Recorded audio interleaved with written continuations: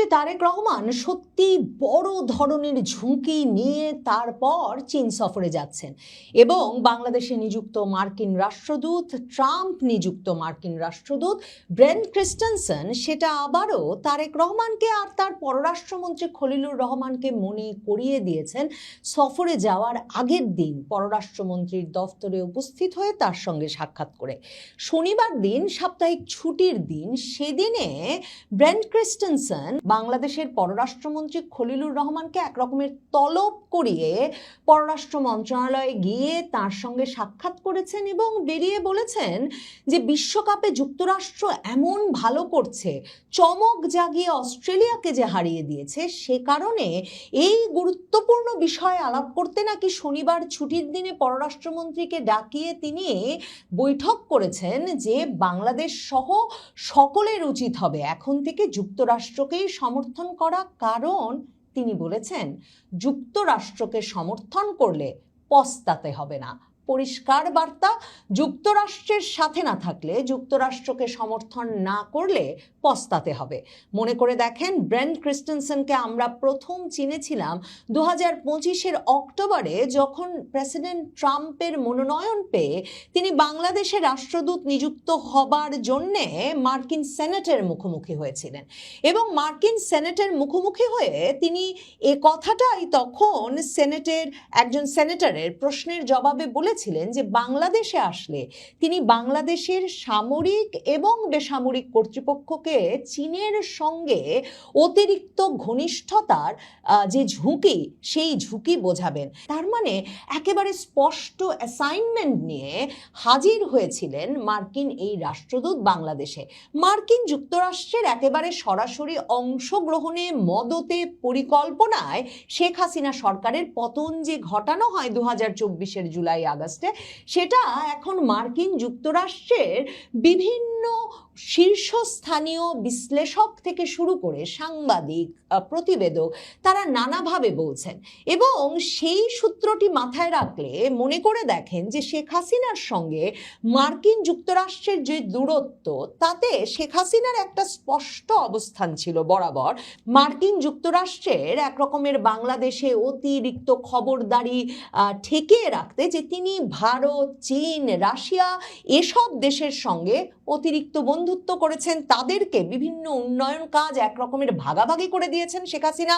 এমনকি তার সর্বশেষ সংবাদ সম্মেলনেও এই কথাটা উল্লেখ করেছিলেন যে সকলকেই তিনি কাজ ভাগাভাগি করে দিয়েছেন, কাজেই তিনি মার্কিন বিরোধী একটা অক্ষ তৈরি করেছিলেন। কাজেই কূটনীতিতে সবার সঙ্গে বন্ধুত্ব ঠিক আছে, কিন্তু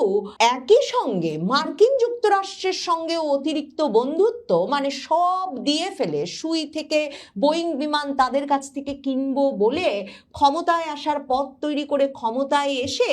এরপর চীনে ছুটে গিয়ে চীনের সঙ্গে অতিরিক্ত মাখামাখি করে তারেক রহমান নিরাপদ থাকবেন, সেটা যে কোনোভাবে সম্ভব নয়। ব্রেন ক্রিস্টেনসেন সে কথাটাই তাদের নিযুক্ত পররাষ্ট্রমন্ত্রী, মানে মার্কিন যুক্তরাষ্ট্রের সরাসরি তদবিরে যেই ব্যক্তিটি ইউনূস আমল থেকে নির্বাচিত তারেক রহমান সরকারের পররাষ্ট্রমন্ত্রিত্বের পদ পেয়েছেন, সেই খলিলুর রহমানকে গিয়ে মনে করিয়ে দিয়েছেন এবং সংবাদ মাধ্যমের সামনে একেবারে হালকা চালে বলেছেন যে ফুটবলে সমর্থন আদায় করতে নাকি বাংলাদেশের পররাষ্ট্রমন্ত্রীর সঙ্গে তিনি বৈঠক করেছেন। মানে কিভাবে স্পষ্ট ইঙ্গিত দিয়ে চীনের সঙ্গে বন্ধুত্ব করলে পস্তাতে হবে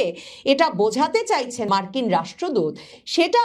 সকল সংবাদ মাধ্যমই বাংলাদেশের বুঝতে পেরেছে। কাজেই প্রত্যেকেই এই কথাটা উল্লেখ করেছেন যে সাপ্তাহিক ছুটির দিনের বৈঠক থেকে বেরিয়ে কিনা রাষ্ট্রদূত বললেন তারা যুক্তরাষ্ট্রের ওপর বাজি ধরলে যে পস্তাতে হবে না, এবং বিশ্বকাপে যে পরপর 2 খেলায় মার্কিন যুক্তরাষ্ট্র জিতে গেছে, এই নিয়ে নাকি আলাপ করতে পররাষ্ট্রমন্ত্রীর কাছে এসেছিলেন। দেখেন, এই একই কথা ব্রেন ক্রিস্টেনসেন শুধু যে সেনেটে বসে 2025-এর অক্টোবরে তার মনোনয়ন নিশ্চিত করার জন্য বলেছিলেন তাই না, 2026-এর জানুয়ারিতে এসে রাষ্ট্রদূত হিসেবে দায়িত্ব নেওয়ার পর সংবাদ মাধ্যমের কর্মীদের সঙ্গে, সাংবাদিকদের সঙ্গে যখন তিনি প্রথম সাক্ষাৎ করলেন, তখনও তিনি সরাসরি বললেন 21শে জানুয়ারি 2026 যে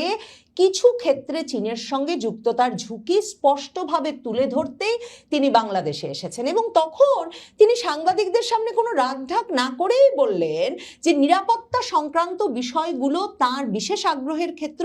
সেখানে চীনের সঙ্গে মাখামাখির বিষয়টা যুক্তরাষ্ট্র পছন্দ করে না এবং তিনি তখন বললেন যে যুক্তরাষ্ট্র প্রতি বছর বাংলাদেশের সেনাবাহিনীকে পেশাদার করে গড়ে তুলতে অন্তত $15 লক্ষ খরচ করে। কাজেই বাংলাদেশের সামরিক কর্তৃপক্ষ এবং বেসামরিক কর্তৃপক্ষ,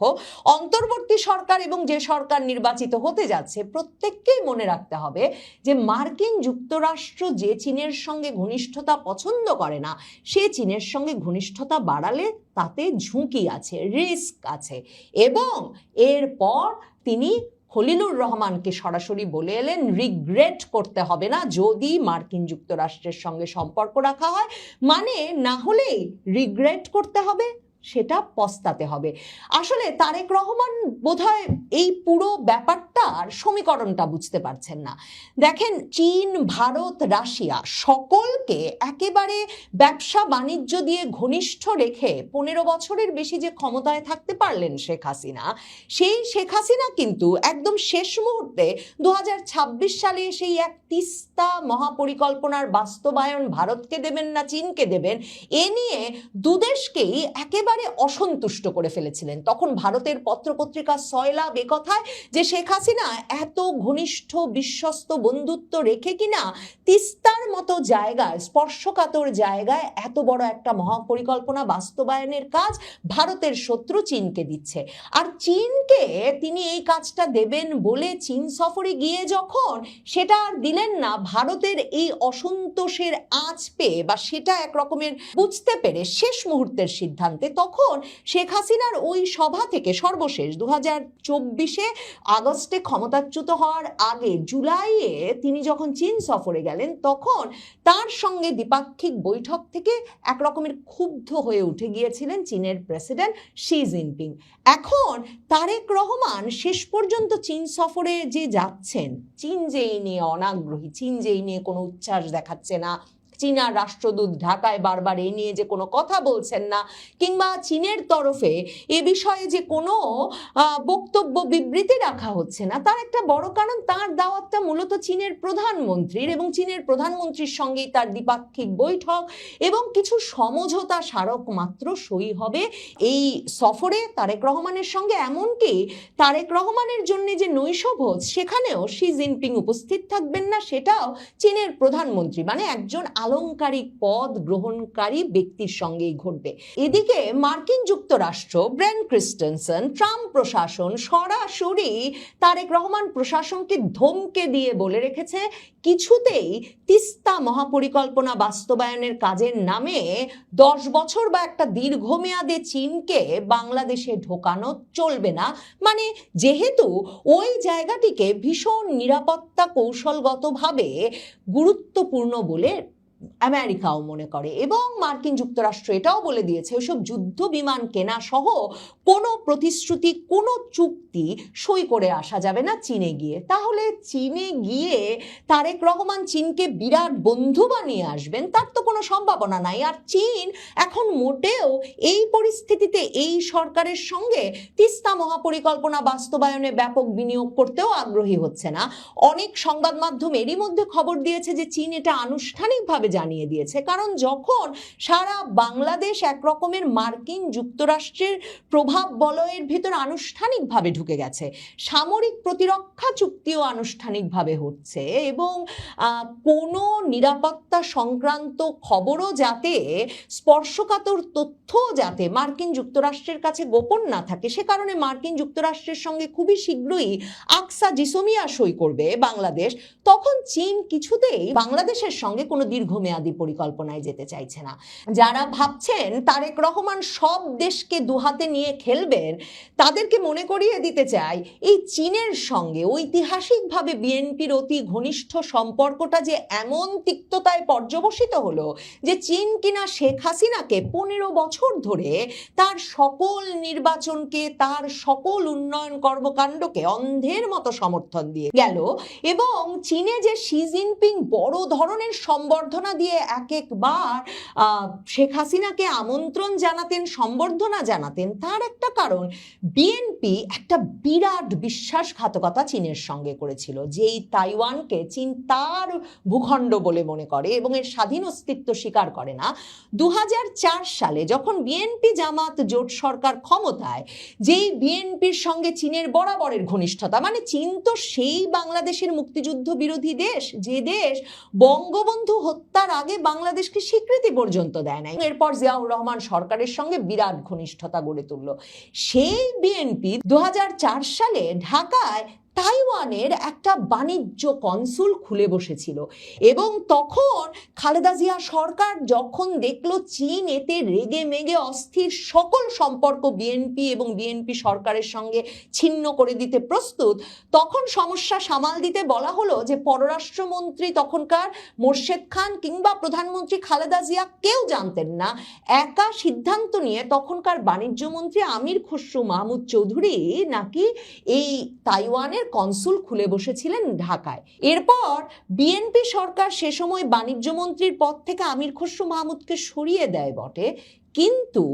2009 সালে শেখ হাসিনা এসে তারপর ঢাকায় তাইওয়ানের কনসুলটা বন্ধ করেছিল এবং এরপর থেকেই শেখ হাসিনার সঙ্গে ব্যাপক ঘনিষ্ঠতা এবং বিশ্বাসের সম্পর্ক গড়ে ওঠে চীনের। চীন এসব ভোলে নাই। তারেক রহমান এবার গিয়ে বিরাট বিনিয়োগ সম্মেলন করে চীনে 2 দিন কাটিয়ে দেবেন ভাবছেন বটে, চীনের বিনিয়োগকারীদের সঙ্গে কথা বলবেন বটে, কিন্তু তাইওয়ানকে বাংলাদেশে বাণিজ্যের সুযোগ করে দিতে কনসুল খোলা, তাইওয়ানকে স্বাধীন অস্তিত্ব হিসেবে স্বীকার করে নেওয়া বিএনপি সরকারকে চীন এত সহজে কখনো বিশ্বাস করবে না। আর ওই আমির খসরু মাহমুদ চৌধুরী, যার ওপর দোষ চাপিয়েছিল তাইওয়ানের কনসুল খোলার জন্য বিএনপি সরকার, সেই আমির খসরু মাহমুদ চৌধুরী এখন বিএনপির তারেক রহমান সরকারের অর্থমন্ত্রী এবং কয়েক সপ্তাহ আগে সেই চীন বিরোধী মার্কিনপন্থী অর্থমন্ত্রী আমির খসরু মাহমুদ চৌধুরীর বাসায় এক নৈশভোজে গিয়ে মার্কিন রাষ্ট্রদূত নাকি খোদ তারেক রহমানকে ডেকে পাঠিয়েছিলেন, আর আমাদের প্রধানমন্ত্রী দৌড়ে মার্কিন রাষ্ট্রদূতের সঙ্গে দেখা করতে সেই নৈশভোজে গিয়ে মার্কিন রাষ্ট্রদূতের মনোভাবটাও জেনে এসেছিলেন। তারপরেও তাদের নিযুক্ত করা পররাষ্ট্রমন্ত্রী খলিলুর রহমান যে তাদের বদান্যতায় দেশে আসতে পারা তা প্রধানমন্ত্রী তারেক রহমানকে নিয়ে চীন চলে যাচ্ছেন। ব্রেন্ট ক্রিস্টেনসেনকে তো তখন দৌড়ে পররাষ্ট্র মন্ত্রণালয়ে গিয়ে ছুটির দিনের অফিস খুলিয়ে হলেও মনে করাতেই হবে যে চীনের সঙ্গে মাখামাখি বেশি হলে পস্তাতে হবেই তারেক রহমানকে, খলিলুর রহমানকে, বিএনপি